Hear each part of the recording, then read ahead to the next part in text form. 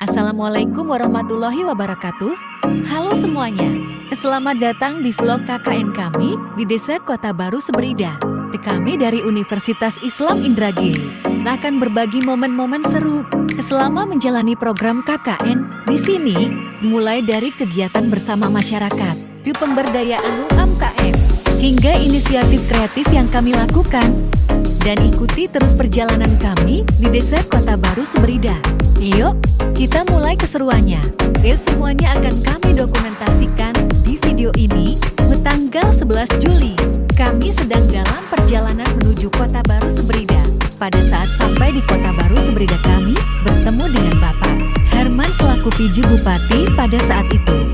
Desa Kota Baru Seberida yang terletak di Kabupaten Indragiri Hulu, Provinsi Riau, adalah salah satu desa yang kaya akan sumber daya alam, terutama di bidang pertanian dan perkebunan. Desa ini dikenal sebagai penghasil kelapa dengan produksi yang cukup tinggi, menjadikannya sebagai salah satu komoditas unggulan yang berperan penting dalam perekonomian desa. Prototip yang kami hasilkan di desa kota Seberida adalah permen gold candy dengan bahan baku dari air buah kelapa, gula tebu. Produk gold candy memiliki berbagai varian rasa seperti original, pandan, kunyit, dan jahe. Varian rasa yang paling banyak diminati konsumen adalah rasa jahe, karena memiliki banyak manfaat bagi kesehatan tubuh khususnya yang lansia. Air kelapa memiliki rasa yang segar, sedikit manis, dan sangat menyegarkan, dan memberikan sensasi alami yang ringan dan bersih.